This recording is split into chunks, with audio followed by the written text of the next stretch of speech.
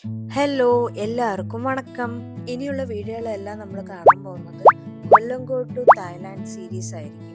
ഞങ്ങളുടെ ഒരു വലിയൊരു ആഗ്രഹമായിരുന്നു ഒരു ഇന്റർനാഷണൽ ട്രിപ്പ്. കല്യാണത്തിന് ശേഷം ആദ്യമായിട്ടുള്ള നമ്മുടെ ഇന്റർനാഷണൽ ട്രിപ്പാണ്. അപ്പോൾ ഇനിയുള്ള വീഡിയോ മൊത്തം ഞങ്ങൾ എങ്ങനെ അവിടെ എത്തി, ഞങ്ങൾ അവിടെ എത്തിയിട്ട് എന്ത് ചെയ്തു, എങ്ങനെയൊക്കെയാണ് പോയത്, എന്തൊക്കെയാണ് കഴിച്ചത്, എന്തൊക്കെയാണ് ഞങ്ങൾ എക്സ്പീരിയൻസ് ചെയ്തത് എന്നെല്ലാം നമ്മൾ ഈ വീഡിയോയിലൂടെ നമ്മൾ പറയുന്നതായിരിക്കും. നമ്മുടെ ട്രെയിൻ ഒലവക്കോട് റെയിൽവേ സ്റ്റേഷനിൽ വെച്ചായിരുന്നു. നമ്മൾ ഫസ്റ്റ് ചെന്നൈയിലേക്ക് പോകുന്നു, ചെന്നൈയിൽ നിന്ന് ബാംഗ്ലൂരിലേക്ക് പോകുന്നു, ബാംഗ്ലൂരിൽ നിന്ന് ബാങ്കോക്കിലേക്ക് പോകുന്നു. ഇങ്ങനെയാണ് നമ്മുടെ പ്ലാൻ ഉണ്ടായിരുന്നത്. അങ്ങനെ ഞങ്ങൾ റെയിൽവേ സ്റ്റേഷനിലെത്തി. 7:50 ട്രെയിൻ. അപ്പോൾ ഈ ട്രെയിനൊക്കെ നമ്മൾ ചെക്ക് ചെയ്യാൻ വേണ്ടിയിട്ട് റെയിൽവേൻ്റെ ആപ്പാണ് ഉപയോഗിച്ചിട്ടുണ്ടായിരുന്നത്. അത് വളരെ നന്നായിട്ട് ഞാൻ ആദ്യമായിട്ടാണ് ഉപയോഗിക്കുന്നത്. ഇതിന് മുമ്പ് ഞാൻ വേറെ മൈ ട്രെയിൻ ആപ്പൊക്കെ ഉപയോഗിച്ചിട്ടുണ്ടെങ്കിലും റീസെൻ്റായിട്ട് ഞാൻ ഈ ട്രെയിനിൽ യാത്ര ചെയ്തിട്ടുണ്ടായിരുന്നില്ല. അതുകൊണ്ട് തന്നെ ഈ ആപ്പ് എനിക്ക് ഭയങ്കര ഹെൽപ്ഫുൾ ആയിട്ടുണ്ടായിരുന്നു.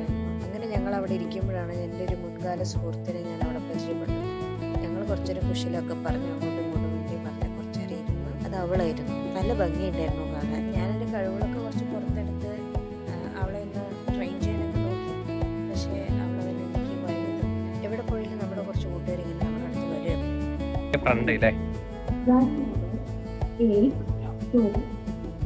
സോ നമ്മൾ പോകുന്ന എവിടേക്കാന്ന് വെച്ചാൽ എൻ്റെ ഏട്ടൻ്റെ വീട് ചെന്നൈയിലുണ്ട്. അപ്പോൾ ചെന്നൈയിൽ പോയി നിന്ന് നെക്സ്റ്റ് ഡേ ഏർലി മോർണിംഗ് ആണ് നമ്മൾ ഫ്ലൈറ്റ് വരുന്നത്. എൻ്റെ കയ്യിലിരിക്കുന്ന പൊതി എന്താണെന്നറിയോ?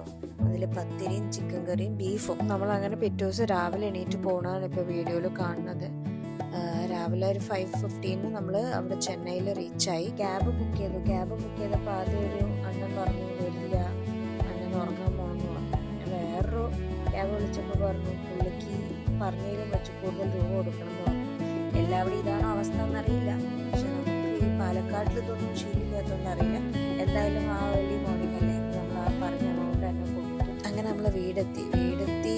അത് കഴിഞ്ഞ് പിറ്റേ ദിവസം നമുക്ക് കറൻസി എക്സ്ചേഞ്ച് ചെയ്യാൻ പോകണമായിരുന്നു, തായ് ബാത്താക്കി എടുക്കാൻ വേണ്ടിയിട്ട്. അങ്ങനെ ഞാനും പിന്നെയും കൂടി ഏട്ടൻ്റെ വണ്ടിയും എടുത്ത് ടി നഗർ സൈഡ് പോയി കറൻസിയൊക്കെ എക്സ്ചേഞ്ച് ചെയ്ത് നമ്മൾ വീട്ടിലെത്തി. അപ്പോൾ ഒരാൾക്ക് 10,000 ബാത്ത് വെച്ച് കയ്യിൽ വേണം എന്നാണ് ഇവിടുത്തെ റൂൾ പ്രകാരം.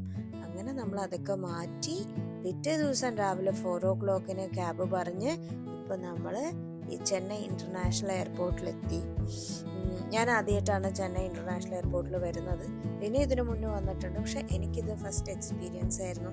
എനിക്ക് കുറേയൊക്കെ എക്സ്പ്ലോർ ചെയ്യണമെന്നും ഉണ്ടായിരുന്നു. പക്ഷേ കമ്പാരിറ്റീവ്ലി ഞാൻ കൊച്ചി പോയിട്ടുണ്ട്. കൊച്ചിനെ വെച്ച് കുറച്ച് ചെറുതാന്ന് തോന്നി, പക്ഷെ കാണാൻ നല്ല രസമുണ്ടായിരുന്നു. എന്താണെങ്കിലും ഭയങ്കര നീറ്റായിട്ട്, നമുക്ക് എപ്പോഴും ഈ ഫ്ലൈറ്റ് എന്നൊക്കെ പറയുമ്പോൾ നമുക്കൊരു അത്ഭുതം തന്നെയാണല്ലോ. അപ്പം ഞാനത് ഭയങ്കരമായിട്ട് എൻജോയ് ചെയ്യുന്നുണ്ടായിരുന്നു. ഭയങ്കര ആഗ്രഹിച്ചിട്ടിരുന്നൊരു ട്രിപ്പാണത്, ഞാനും ഇനിയും. അപ്പം ഈ ട്രിപ്പ് എന്താകും, എങ്ങനെ നമ്മൾ സർവൈവ് ചെയ്യുന്നൊന്നും അറിയില്ല. ബിക്കോസ് നമുക്കിതിൽ ഏജൻസിയോ ആരും ഇടയിലില്ല. അപ്പം ഇനി എന്തായെന്നറിയാം. സെക്കൻഡ് പാർട്ട് കാണുമോ? ബൈ.